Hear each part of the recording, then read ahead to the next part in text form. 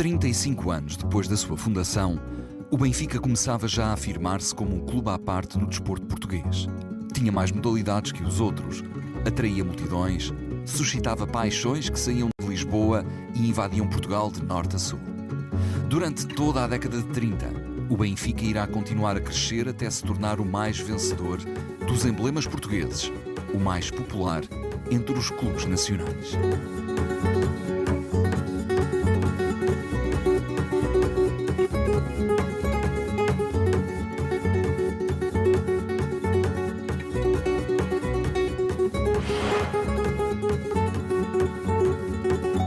A década de 30 vai encontrar o mundo mergulhado na crise, conduzindo-o para um confronto à escala mundial de uma violência e grandeza nunca antes vistas na história da civilização.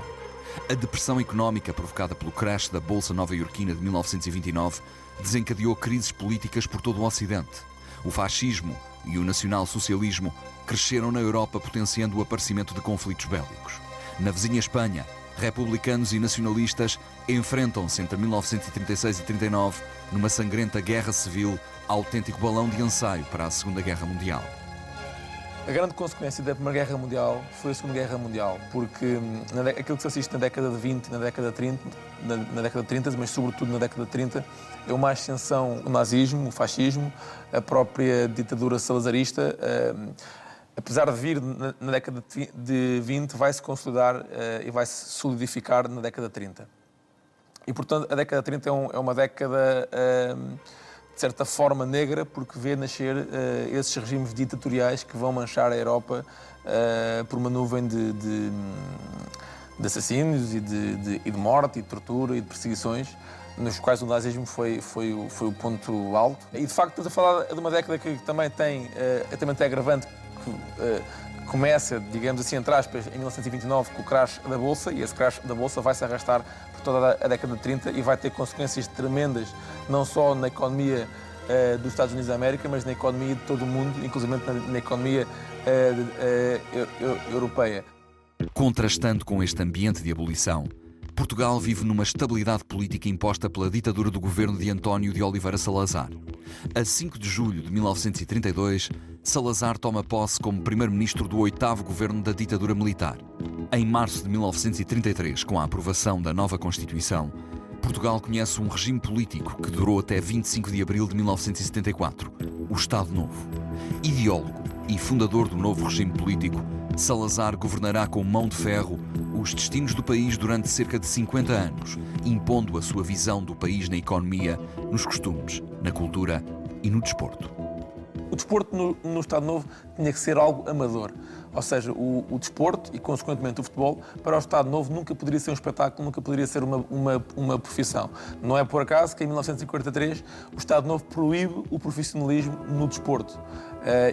E proíbe-o até 1960. Ou seja, enquanto grande parte dos países já tinham o futebol e o desporto profissionalizados, já tinham o futebol e o desporto com regras profissionais, com leis profissionais, em Portugal, apesar de haver essas condições, o Estado proibia o profissionalismo. E proibia porquê? Porque o futebol não poderia ser nunca um espetáculo, nunca poderia ser nunca uma profissão. O Estado Novo tem, por isso, uma visão desportiva muito mais direcionada para a pedagogia, para o amadorismo, para as lições morais.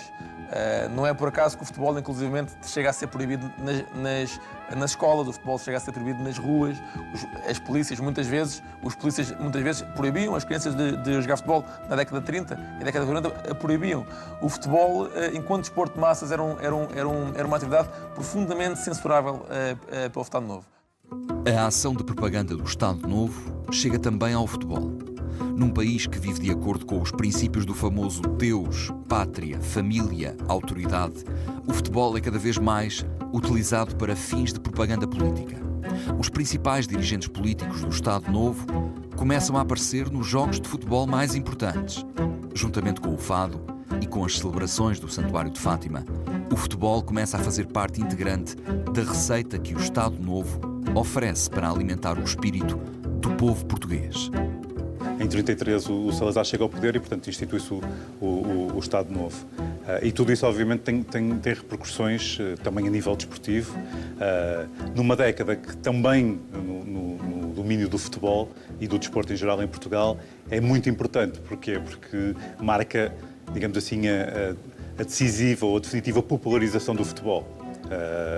Até esta altura, nos anos 10, nomeadamente, ainda era um desporto muito de elites, jogado por algumas digamos, franjas da sociedade, com algumas exceções, nomeadamente o Benfica, que sempre teve essa particularidade, dada a ligação a Belém e à Casa Pia. O Benfica sempre foi o clube mais popular nesse sentido, mas até aos anos 20 ainda havia muito essa dimensão um bocadinho elitista do futebol. Nos anos 30 isso acaba, e nomeadamente porque, em termos sociológicos, digamos assim, chegou a Portugal um fenómeno que já marcava as sociedades ocidentais há algum tempo, que é, no fundo, o processo de modernização da sociedade, de democratização funcional, no sentido em que, de repente, aqueles que eram bons nas suas atividades, nomeadamente desportivas, deixaram de praticá-las apenas pelo prazer de jogar, mas sim tornaram-se representantes da comunidade, digamos assim. E isso trouxe toda uma seriedade acrescida, todo um dramatismo à volta dos resultados desportivos que não existiam antes. E a partir dos anos 30, e nomeadamente com as primeiras grandes competições de caráter nacional, de repente começaram a expandir estas rivalidades entre clubes da mesma cidade, de cidades diferentes, e depois também a rivalidade, digamos assim, de caráter nacional. Política à parte, assistimos durante toda a década de 30 a uma crescente popularização do futebol em Portugal. Por todo o país surgem novos clubes, novas associações regionais, novos adeptos e novos campos. Em termos organizativos, o futebol português é ainda muito deficiente. Ao contrário do que acontece para lá da fronteira, não há ainda um campeonato nacional que tenha por base um sistema de pontos. Até 1934, a única competição verdadeiramente nacional é o Campeonato de Portugal, disputado num sistema de eliminatórias. Os anos 30 são os anos em que o futebol começa efetivamente a organizar-se, no sentido de ter um campeonato nacional, com todas as equipas. Até aí, a prova principal que dava, digamos assim, o título era o Campeonato de Portugal, mas o Campeonato de Portugal era uma disputa nos termos ou nos moldes em que se disputa hoje a Taça de Portugal, com uma nuance. O campeão regional de cada uma das principais regiões era apurado para o Campeonato de Portugal, e depois havia os jogos entre si, acabando tudo numa final que normalmente era entre o campeão de Lisboa e o campeão do Porto. Em 1922 cria-se o Campeonato de Portugal. O Campeonato de Portugal tinha a intenção de colocar frente a frente as equipas mais importantes, ou as equipas representativas de cada cidade, ou de cada distrito, de cada cidade do país.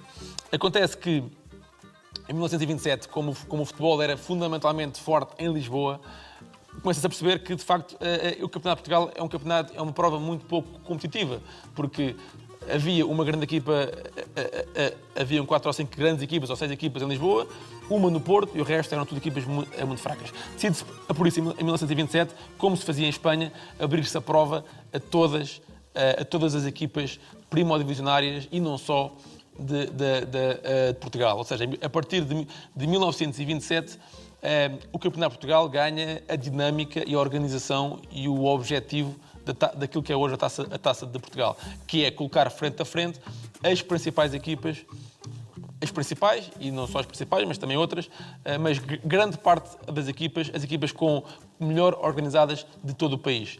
O Benfica entrou na década de 30 a comemorar as bodas de prata. Tinham passado 25 anos desde aquele dia fundador de 28 de fevereiro de 1904. Durante todos estes anos, o Clube da Luz não parara de crescer em número de atletas, modalidades, adeptos e vitórias. Ao fim de 25 anos de uma vida difícil, mas combativa, o Sport Lisboa e Benfica começava a impor-se como um clube verdadeiramente nacional, como um clube eclético. O Benfica tem um período de grande hegemonia logo a partir do momento em que nasce. O Benfica nasce em 1904 e desde 1904 a 1908 o Benfica assume-se logo como o clube mais querido de Portugal, porque era a equipa que fazia frente ao Carcavelos de uma maneira muito veemente, muito intensa. E o Benfica, durante a década de durante toda a década de 10 é considerado o grande clube de Lisboa e, consequentemente, o grande clube de Portugal. Numa altura em que o futebol apenas estava bem desenvolvido em Lisboa, o melhor clube de Lisboa era, consequentemente, o melhor clube de Portugal. E o Benfica foi, durante toda a década de 10, o grande clube de Portugal e era um clube hegemónico, tinha uma hegemonia avassaladora. A década de 20 é um pouco diferente. A década de 20, o Benfica vai-se canalizar mais para a construção do Estádio das Amoreiras, vai-se canalizar mais para a sua organização enquanto instituição, inclusivamente para alguma implementação de algum ecletismo. E do ponto de vista do futebol, o Benfica começa a perde na década de 20 algum terreno. Na década de 30 assiste-se a um renascer, assiste-se a um outro período de hegemonia. O Benfica, digamos assim, a partir do momento em que ganha 7 campeonatos em 10 do Campeonato Regional de Lisboa, na década de 10. Portanto, ganha uma dimensão na cidade de Lisboa muito grande. E depois, parecendo que não, é uma equipa do povo, muito ligada ao povo e muito popular. Isso permitiu que gradualmente fosse ganhando adeptos e não se tivesse perdido, digamos assim, no tempo, porque houve muitos clubes que também chegaram a ser populares a nada altura e depois acabaram por terminar. E o Benfica consegue, obviamente, no final da década de 20, apesar de estar a atravessar um período financeiramente muito mau, porque as eleições de 1930 são eleições muito complicadas, exatamente porque o Benfica estava com problemas de tesouraria muito graves. Mas lá está, do ponto de vista desportivo, do ponto de vista da sua popularidade, estava completamente consolidado na sociedade portuguesa. Por 3 vezes desde o seu nascimento, o futebol do Benfica sofreu golpes vindos de outros clubes que chegaram a pôr a sua sobrevivência em perigo.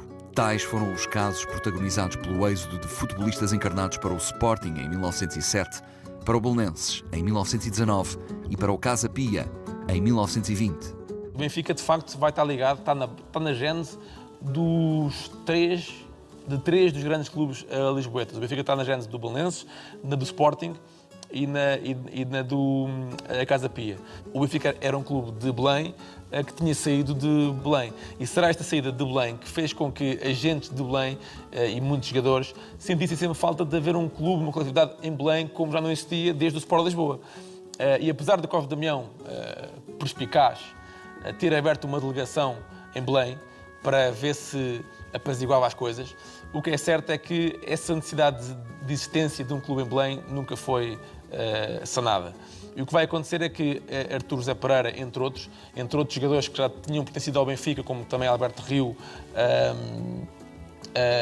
entre outros, vão fundar o Belenenses. E o Benfica, de facto, aí não sofre grandes consequências, porque de facto continua a ganhar. Em 1919-20 é campeão de Lisboa. Contudo, quando é campeão de Lisboa, Cândido de Oliveira, António Pinho, Clemente Guerra, José António de Almeida, que eram os jogadores principais da equipa do Benfica, decidem, se o Benfica este ano for campeão, vamos fundar um clube do Casa Pia. Porquê? Porque da mesma forma como existia a necessidade de criar um clube em Belém, existia também desde há muitos anos a necessidade de criar um clube da Casa Pia. De todas as vezes, pela vontade férrea dos seus dirigentes e adeptos, o clube encarnado não só renasceu, como ganhou ainda mais força. No início dos anos 30, o Sport Lisboa e Benfica era o clube com o maior número de títulos em todas as categorias do futebol português. A debandada dos jogadores do Benfica para o Belenenses e para o Casa Pia refletiu-se na competitividade da equipa principal dos encarnados. Foram precisos alguns anos para os homens da camisola da Águia voltarem aos grandes triunfos. A 1 de junho de 1930, o Benfica defrontou o surpreendente Barreirense na final do Campeonato de Portugal. Depois de terem estado a perder por 1-0, os encarnados deram a volta ao resultado e acabaram por vencer por 3-1. O Benfica sagrava-se pela primeira vez campeão de Portugal. O Benfica vai chegar à final desse campeonato com alguma dificuldade e vai defrontar em 29-30 o Barreirense. O Barreirense, na altura, era uma equipa extremamente forte, uma equipa extremamente organizada. É uma equipa muito aguerrida. Sobretudo quando jogava em casa, as equipas tinham sempre muita dificuldade em vencer e em dar de vencida o Barreirense. E o Benfica vai ganhar, depois de ter estado a perder por 1-0, o Benfica vai dar a volta e vai ganhar por 3-1, num jogo que foi um jogo bem disputado, um jogo limpo e um jogo com algum equilíbrio. Apesar do Barreirense hoje em dia poucas pessoas saberem quem é o Barreirense. O que é certo é que o Barreirense na altura era uma grande potência, ou uma boa potência do futebol lisboeta e fazia prestações muito assinaláveis e não raras vezes chegou à final ou às meias finais do Campeonato de Portugal e da Taça de Portugal. No início dos anos 30, os métodos de treino, as táticas e a organização dos clubes portugueses eram ainda muito incipientes. Na Europa do futebol, Inglaterra e Hungria assumiam-se como os países onde o futebol era mais avançado, quer em termos táticos, quer técnicos. Não é, pois, de estranhar que o Benfica tenha começado a década de 30 com a contratação do seu primeiro treinador estrangeiro. Para a época de 1929-30, os encarnados foram buscar o técnico inglês Arthur John. Antes de chegar ao Benfica, treinara o Vitória de Setúbal, onde conquistara 2 campeonatos de Lisboa. Nas 2 temporadas que esteve ao serviço do Benfica, Arthur John conquistou 2 campeonatos de Portugal. O Arthur John, para utilizar, enfim, a forma como ainda hoje é popularizado e é recordado, foi de facto um treinador que acabou por ficar na história do Benfica e por ter um papel marcante por ser o primeiro estrangeiro no futebol do Benfica. De nacionalidade inglesa, ele esteve em Setúbal, treinou o Vitória de Setúbal durante alguns anos e depois chegou ao Benfica em 1929 e abriu de facto as portas a uma opção que viria a ser marcante doravante no futebol do Benfica, visto que em muitas fases da vida do clube se recorreu a treinadores estrangeiros. O Benfica recorreu, aliás, predominantemente a treinadores estrangeiros. A ideia, na altura, de Arthur John ter vindo para o Benfica tem um pouco a ver com a concepção que havia de que o futebol inglês iluminava o futebol a nível global ou europeu. E que, portanto, os treinadores ingleses eram, apesar de tudo, treinadores mais avançados no tempo e que tinham do futebol um domínio do ponto de vista de organização do jogo, do ponto de vista de concepção do próprio jogo, um domínio diferente daquele que havia nos países do sul da Europa. Desde 1906 que o ciclismo era uma paixão do Benfica.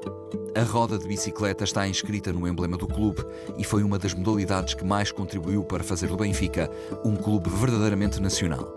Na década de 30, o ciclismo viveu momentos de grande glória no clube encarnado. Os seus ciclistas atraíam verdadeiras multidões às estradas. Se calhar, para muitas das localidades das cidades do interior também não havia muitas festas desportivas. Hoje em dia o desporto vai a todos os concelhos do país, as provas desportivas. Naqueles anos 20, naqueles anos 30, nos anos 40, era muito raro ver uma competição desportiva naquelas cidades do interior ou naquelas vilas do interior, em Beja, Évora, Guarda, Castelo Branco, por Trás-os-Montes. O ciclismo era, portanto, uma festa. E então, naqueles anos heróicos do ciclismo, uma chegada ou uma partida de uma etapa, fosse em Moncorvo, fosse em Chaves, fosse na Guarda ou em Castelo Branco, pura e simplesmente quase poderíamos dizer que era feriado nacional. Toda a gente vinha para a rua assistir à partida ou aplaudir os corredores à chegada à meta. Devo dizer que foi uma época notável para o ciclismo português, de grande importância. Foi ela que alastrou pelo país inteiro a paixão por uma modalidade que, em vez de ficar no seu terreno à espera dos adeptos, partia de bicicleta até à porta daqueles que gostavam do ciclismo, que gostavam de ver de perto os atletas. Por isso, havia sempre festa quando, da passagem dos ciclistas pelas várias localidades do percurso anunciado, traçado, anunciado de cada volta a Portugal. O desporto português teve no futebol o seu grande motivo de popularização, sem dúvida, porque até digamos assim, à explosão da popularidade do futebol não havia um desporto organizado com tanta acuidade, não havia realmente clubes que davam lucro, em que já se transferiam jogadores e por aí fora. Mas, em termos de popularização dos próprios clubes, curiosamente o ciclismo teve um papel importantíssimo. E porquê? Porque é preciso lembrar que a partir de 1911 se começaram a cobrar entradas no futebol, mas o ciclismo sempre foi um desporto grátis. O mais popular do que isso não existe. O ciclismo vai ter com as pessoas e não espera que as pessoas venham ter com ele. E, portanto, essa rivalidade acabou depois por se estender ao próprio futebol. E não é por acaso. Muitas vezes perguntamos-nos, e até com alguma crítica à mistura, porque é que Portugal vive em termos desportivos, e no futebol ainda mais, só de 3 grandes clubes. Não deixa de ser, para os adeptos dos 3 clubes é bom, mas para o desporto em geral e para os adeptos dos outros clubes é realmente uma situação triste, esta ditadura dos 3 grandes. E curiosamente tem muito a ver com o fenómeno do ciclismo e com o fenómeno também das filiais. No fundo, a popularidade gera popularidade e conforme os 3 clubes foram ganhando estes instrumentos, digamos assim, de ganhar adeptos, foi impossível acompanhá-los. Foram os anos de triunfo de uma das grandes lendas de bicicleta em Portugal, José Maria Nicolau. Entre outros triunfos, o ciclista encarnado venceu a 2ª edição da Volta a Portugal em bicicleta, em 1931, e repetiu o feito na edição de 34. Coletivamente, os encarnados ganharam as edições de 1931, 32 e 34. O José Maria Nicolau é um grande ciclista, talvez ainda é sempre difícil comparar ciclistas em tempos, em períodos muito diferentes. Então, numa modalidade como o ciclismo, que a questão técnica do veículo, a bicicleta, é muito importante. As bicicletas são completamente diferentes, o pavimento também hoje em dia é completamente diferente daquilo que era na época. Mas o José Maria Nicolau é um dos grandes ciclistas portugueses. Quanto a mim, é o maior ciclista do Benfica. Ele e o Fernando Mendes são os 2 grandes ciclistas do Benfica. Mas se eu tivesse que escolher um ciclista entre os 2, até escolhi o José Maria Nicolau, porque foi o maior ciclista do seu tempo. E é inquestionável. Era um ciclista que tinha uma grande capacidade, tinha uma resistência fantástica. Era um ciclista que tinha uma coragem acima de qualquer outro ciclista do tempo e era um conceituado, mas não era vedeta, digamos assim. Era um trabalhador nato, era um ciclista que atacava, era um ciclista que não estava prevencido. Só quando havia um acidente ou quando havia um problema, ele chegou a ter problemas na bicicleta, avariava-se um pedal e ele continuava só com, portanto, dos 2 pedais, pedalava só num. É um ciclista de grande valia e foi o primeiro ciclista em Portugal a vencer os ciclistas espanhóis. Num Porto de Vigo, venceu a prova, que era uma prova mista com ciclistas portugueses e espanhóis, e ele venceu a prova. No futebol, depois do seu primeiro triunfo, o Benfica conquistou por mais 2 vezes o Campeonato de Portugal. Na época de 1930-31, sob o comando do inglês Arthur John, os encarnados impuseram-se ao Futebol Clube do Porto com um expressivo 3-0. E o Benfica tinha a possibilidade, que era única, de ser bicampeão, porque o Benfica tinha ganho com o Arthur John em 29-30 ao Barreirense e depois tinha a possibilidade de ganhar os 2 títulos consecutivos, algo que ainda não tinha sido conseguido desde 21-22 que existia a prova e que nenhum clube tinha conseguido ganhar 2 anos consecutivos a essa prova. E o Benfica conseguiu. A 31, o Benfica tem uma campanha muito mais, na minha opinião, muito mais vitoriosa, muito mais pujante do que a época anterior, que vai culminar com uma vitória estrondosa por 3-0 contra o Futebol Clube do Porto, num jogo em que o Benfica dominou do princípio ao fim. E aí sim, a época 30-31, estamos já a falar do Benfica dominador. O Benfica de 29-30 ainda era o Benfica um bocadinho titubeante e na década de 30-31, na época 30-31, estamos a falar do Benfica que faz uma campanha fantástica nesse campeonato de Portugal, que vai culminar com uma vitória por 3-0 contra o Porto. Um Porto que não era um Porto tão forte como é hoje, mas sem dúvida nenhuma era um Porto muito forte e um Porto também muito agressivo. Na temporada de 1934-35, pela mão do antigo capitão do clube Vítor Gonçalves, o Benfica jogou a primeira de muitas finais com o seu eterno rival Sporting Clube de Portugal. Num jogo a que assistiu o Presidente da República Marchal Carmona, os encarnados bateram os sportinguistas no campo do Lumiar por 2-1. Valadas, recém-transferido do Sporting para o Benfica, foi a figura do jogo ao marcar o golo da vitória encarnada.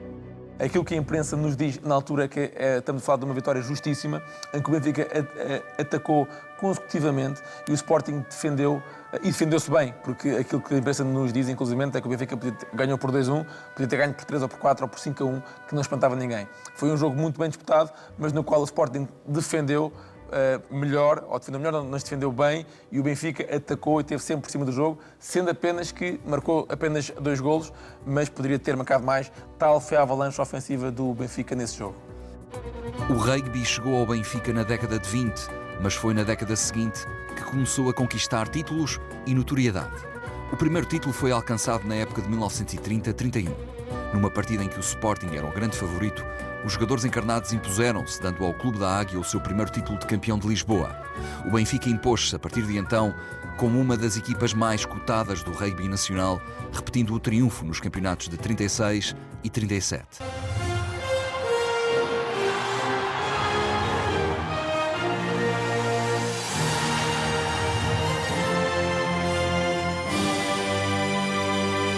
No futebol, depois do inglês Arthur John, os encarnados foram treinados por 2 portugueses. O ex-capitão benfiquista Ribeiro dos Reis assumiu o comando técnico da equipa entre 1930 e 1935. Entre os seus feitos, ficou para a história a conquista do Campeonato de Lisboa, que pôs fim a um jejum de 13 anos do Benfica nesta prova. O Ribeiro dos Reis era uma grande figura do Benfica e depois mostrou que era também uma grande figura do desporto português. O Ribeiro dos Reis era em termos intelectuais, era um indivíduo de elevado nível, quer dizer, uma capacidade e uma retidão. Tinha mesmo espírito desportivo. Portanto, o Ribeiro dos Reis era benfiquista, mas colocava sempre o desporto acima do clube. E temos que ver que o Ribeiro dos Reis era o braço direito do Conde Damião, porque quando é fundado o Casa Pia em 1920, praticamente só 3 casa-pianos é que resistiram, ou seja, houve 3 casa-pianos que não foram para o Casa Pia. Foi o Cosme Damião, o Vítor Gonçalves e o Ribeiro dos Reis. Portanto, o Cosme Damião, o Vítor Gonçalves e o Ribeiro dos Reis eram casa-pianos e não foram para o Casa Pia. Ribeiro dos Reis na minha opinião, juntamente com o Cândido Oliveira, uma das figuras mais fascinantes desta primeira fase do futebol português e também do próprio desporto português. Convém lembrar que, juntamente com o Cândido Oliveira, o Ribeiro dos Reis veio da Casa Pia, lá está, a tal importância da Casa Pia no eclodir do futebol em Portugal. E estamos a falar do final do século XIX e do início do século XX. E depois, juntamente com o Cândido Oliveira, está não só no desenvolvimento do Benfica, mas da própria Seleção Nacional. Convém não esquecer que Ribeiro dos Reis e Cândido Oliveira são os instigadores da estreia da Seleção Nacional em 1921, em Madrid, com uma derrota por 3-1, e metade da equipa é oriunda da Casa Pia, mas realmente os 2 vultos principais dessa equipa, não só dentro do campo, o Ribeiro dos Reis pelos vistos, era um excelente médio, um excelente organizador de jogo, não só dentro do campo, mas também tudo que envolvia a própria organização, as próprias instituições que comandavam o desporto em Portugal. O Ribeiro dos Reis aparecia em todo lado.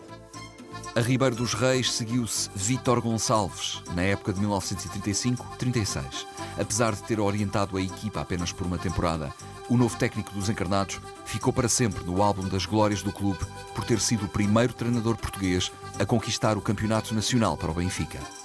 O António Ribeiro dos Reis, nessa altura, como vice-presidente, numa altura em que era vice-presidente do Benfica, convida para treinador o Vítor Gonçalves.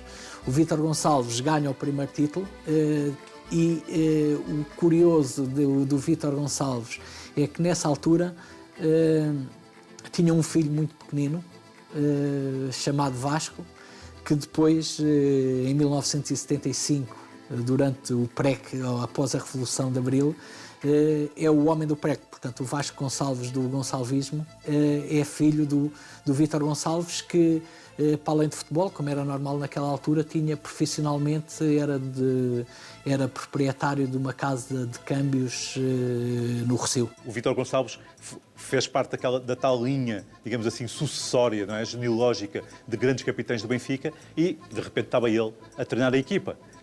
Isso deixou de ser possível há algum tempo depois, porque, na realidade, era preciso um know-how, um conhecimento específico já maior, e o que fez com que fosse depois se enverdasse depois pela contratação de grandes nomes do futebol europeu e nomeadamente da Europa Central. Na época de 1934-35, foi finalmente criada em Portugal uma competição verdadeiramente nacional de futebol. Já existiam campeonatos nacionais um pouco por toda a Europa e um pouco por todo o mundo. O Brasil já os tinha, a Argentina já os tinha, a Espanha já os tinha, a Inglaterra, desde o século XIX, a França, a Bélgica, a Holanda, quer dizer, praticamente todo o mundo onde o futebol estava bem implementado tinha já campeonatos nacionais. Menos Portugal. O Campeonato Nacional 34-35 vai nascer fruto de uma desastrosa derrota de Portugal contra a Espanha, que perde 9-0 em 34. Portugal perde 9-0 em 1934 contra a Espanha. E é este resultado desastroso que vai colocar a nu algumas fragilidades da organização do futebol português. Ricardo Ornelas, Cândido de Oliveira, entre outros, vão dizer, vamos ter que melhorar o nosso futebol tem que ser mais organizado, tem que ser mais competitivo. Temos que organizar e instituir uma prova nacional em pool. E de facto vai ser essa derrota estrondosa que vai impulsionar e vai decidir de vez que Portugal crie um campeonato nacional em pool. A Federação Portuguesa de Futebol organizou os campeonatos da Liga da Primeira e Segunda Divisões. Nascia, na prática, o primeiro campeonato nacional de futebol. Depois de uma primeira vitória do Futebol Clube do Porto, o Benfica entrou para a história ao conquistar 3 títulos consecutivos de campeão nacional. Entre 1935 e 38, os encarnados dominaram de forma absoluta o campeonato nacional.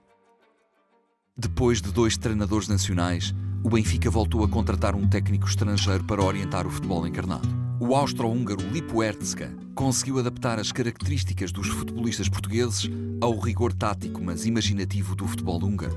Foi sob a sua direção que a equipa encarnada conquistou o primeiro tri no campeonato da Primeira Liga. Os anos 30 marcam também o início da era dos treinadores, digamos assim, da importância dos treinadores. Até esta altura, a figura central numa equipa era o capitão de equipa, que era uma espécie de faz-tudo. Dava os treinos, comandava os colegas, portanto, era uma espécie de alma da equipa, como foi o Cosme Damião, os irmãos Stromp no Sporting. Eram, no fundo, os carregadores do piano, no sentido mais lato. Levavam autenticamente os seus clubes às costas e quantas vezes também pagavam para que pudesse ser possível as deslocações, os jogos, por aí fora. Portanto, a década de 30 é também nesse aspecto importante porque marcou uma viragem, digamos assim, começaram a ser centrais os treinadores nas equipas. A década de 30 ficou marcada no Benfica pela ação de um presidente, Manuel da Conceição Afonso. A sua chegada à presidência pôs fim a uma crise que teve o seu ponto mais alto no verão de 1930. Com as finanças do clube a entrar em colapso, os benfiquistas foram chamados a escolher um novo presidente. A 15 de agosto, os sócios escolheram um operário encadernador, Manuel da Conceição Afonso, para comandar os destinos do clube. Seria reeleito 5 vezes ao longo dos anos 30. O Benfica, que sempre fora um clube do povo, era agora liderado por um homem do povo. Manuel da Conceição Afonso era operário encadernador da imprensa nacional e que, antes de ser presidente do Benfica, tem uma ação política muito acentuada como anarco-sindicalista. Era assumidamente anarca e chegou a secretário-geral da União Operária Nacional, que é a associação de sindicatos a primeira associação de sindicatos que Portugal tem. Manuel Conceição Afonso é o primeiro e, que sabe, único presidente comunista a presidir um clube durante o Estado Novo. Ou seja, para quem diz que o Benfica foi o clube do regime, temos aqui uma boa prova de um treinador, de um presidente que era comunista ativo, era uma pessoa vincadamente de esquerda.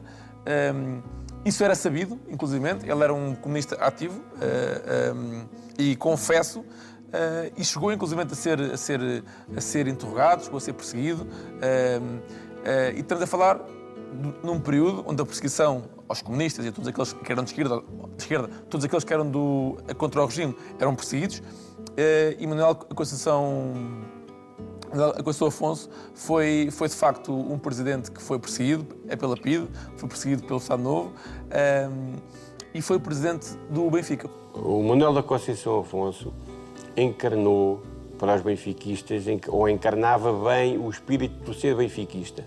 Portanto, vinha do meio operário, era linotipista na imprensa nacional, portanto colocava as letras depois de receber os manuscritos dos repórteres, portanto, era linotipista, operário.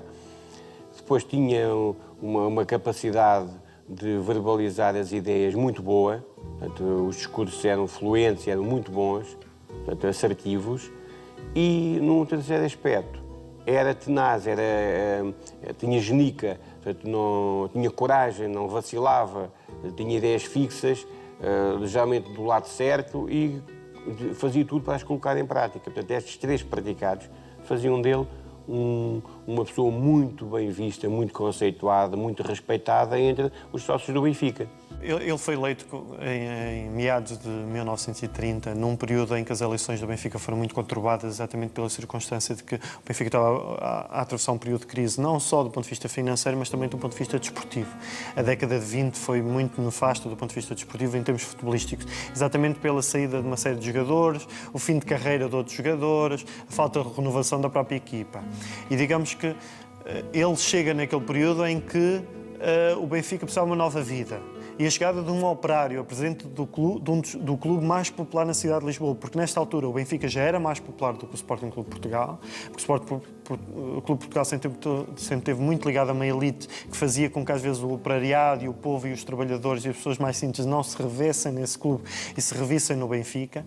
Isso fez com que depois a própria ideologia do Benfica voltasse às suas origens, através de um presidente operário, e recuperasse a sua identidade, e fez com que depois, a partir da segunda metade da década de 30, o Benfica voltasse aos títulos. O atletismo do Benfica viveu uma década dourada. Ao longo dos anos 30, 3 nomes trouxeram a glória para o Clube da Luz. Manuel Dias, ardina de profissão e atleta por paixão, dominou o meio-fundo nacional em pista, estrada e corta-mato. Ao longo da sua carreira, conquistou 21 títulos nacionais. Manuel Dias entrou na maratona, enfim, foi um homem extraordinariamente popular, não é? Porque naquele tempo essa coisa de um homem correr aqueles quilómetros todos era uma coisa altamente impressionante, não é? Então, esses homens que corriam esses quilómetros todos gerava uma emoção geral, a imprensa desfazia-se, quer dizer, não se compreendia como é que um homem podia correr tanto tempo seguido e tal. E o Manuel Dias instalou-se nisso e ganhou várias maratonas. Álvaro Martins Vieira foi outro atleta fora de série que vestiu as cores do Benfica. Considerado o mais eclético atleta português de todos os tempos, praticou 17 modalidades, do futebol ao rugby, passando por inúmeras disciplinas do atletismo. Foi recordista nacional de provas de velocidade e de salto em altura. Foi ainda capitão das seleções nacionais de atletismo e rugby. Um atleta muito eclético, que fazia de todas as especialidades e muito útil em termos de equipa, porque naquela altura, como agora, mas mais ainda naquela altura, uma vez que agora as competições coletivas é um atleta de cada clube por prova, e naquela altura era um número ilimitado de atletas. Cada clube podia apresentar um número ilimitado de atletas, pontuavam depois os 6 primeiros na época. E o Álvaro Martins Vieira, dado o seu ecletismo, dava bastantes pontos ao clube, portanto foi dos principais, dos mais úteis atletas que o Benfica teve. Guilherme Espírito Santo foi outro atleta polivalente do Benfica. Futebolista fora de série, marcou igualmente o atletismo nacional ao bater em 1938 o recorde do salto em altura com 1,82 m. Espírito Santo passeou também a sua classe pelo salto em comprimento e triplo salto. O Guilherme Espírito Santo apareceu no atletismo por acaso. Era futebolista, estava no decorrer de um treino, uma bola saiu pela linha de cabeceira, estavam os atletas do atletismo, os especialistas de salto em altura, a treinar salto em altura nessa cabeceira. O Guilherme Espírito Santo saiu do campo para ir buscar a bola, viu a fasquia colocada e saltou com toda a facilidade aquela fasquia que os atletas especialistas tinham dificuldade em saltar. Logo aí ficou encontrado um atleta. E depois, mesmo sem grandes treinos, ele acabou por bater o recorde nacional, o 1,88 m, recorde que demorou 20 anos a ser batido e acabou por ser batido por um outro atleta do Benfica, o Rui Mingas, que veio de Angola e que conseguiu esse recorde histórico.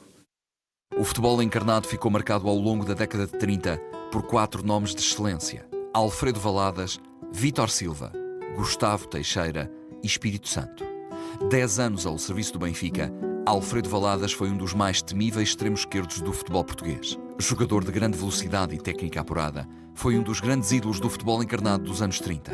Inventor do salto de peixe e primeiro atleta português contratado por dinheiro, Vítor Silva esteve 9 temporadas ao serviço do Benfica. Quando se retirou dos relevados em 36, era o mais famoso avançado da história do futebol português.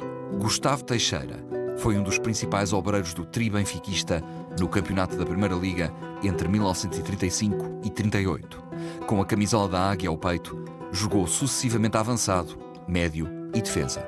Guilherme Espírito Santo chegou ao Benfica em 1936 e revelou-se um substituto à altura de Vítor Silva. Conhecido como Pérola Negra, Espírito Santo brilhou no ataque do Benfica graças à facilidade com que marcava golos. Esteve 12 épocas ao serviço do clube, marcou a história das Águias nas décadas de 30 e 40, revelando-se um desportista de eleição. Em 1934, o Sport Lisboa e Benfica eram já um clube de dimensão nacional. O número de adeptos era cada vez maior e existiam já filiais espalhadas pelo país. Em Lisboa, a sua popularidade era notável. A 14 de janeiro de 1934, sob a presidência de Vasco Rosa Ribeiro, foi inaugurada a secretaria na Rua Jardim do Regedor. O Benfica passava a ter uma delegação no coração de Lisboa. Durante mais de 50 anos, o velho edifício situado perto da Praça dos Restauradores foi um dos símbolos do clube. Ali funcionavam todas as secções do clube, à exceção de futebol, funcionavam ali todas as secções do clube, de maneira que encontrávamos das várias modalidades, ainda hoje nos encontramos velhos seccionistas daqueles tempos, ainda hoje encontro alguns, era o centro da vida e tinha uma grande afluência, jogava-se ali o ténis de mesa, por cima, no andar de cima havia um ginásio onde se fazia ginástica, havia escolas de ginástica do capitão Noronha Paulino, que durante 40 anos serviu o Benfica, era um centro importante. O Estádio das Amoreiras foi o campo de sonhos onde o Benfica conheceu os seus grandes triunfos na década de 30. Inaugurado em 1925, o estádio foi uma peça fundamental na consolidação do clube na área de Lisboa. Nos anos 30, o Benfica contava com um triângulo vermelho na capital que tinha como vértices a sede, em Benfica, o campo, nas Amoreiras, e a secretaria na Baixa. Foi nas Amoreiras que o Benfica conquistou os primeiros títulos nacionais, 3 campeonatos de Portugal, prova que antecedeu a Taça de Portugal, e o tricampeonato da Primeira Liga, entre 1935 e 38.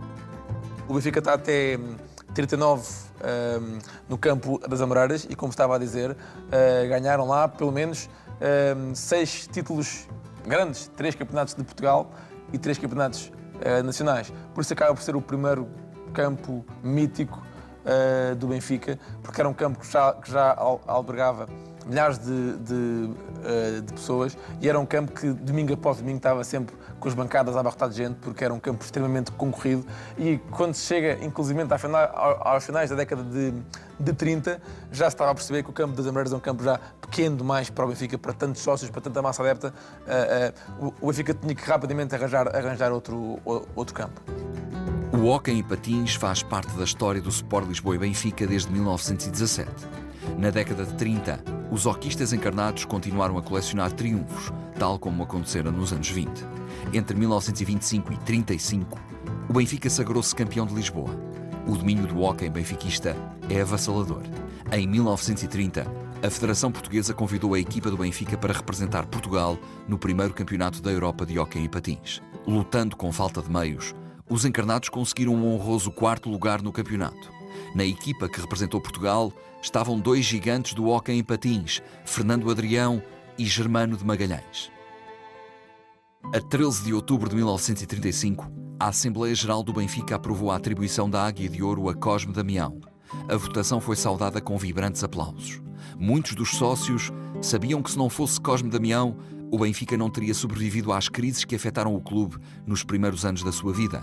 Ao longo de 22 anos de dedicação incansável ao clube, Cosme Damião conquistou 37 campeonatos regionais, jogou em 168 partidas e usou por 160 vezes a braçadeira de capitão.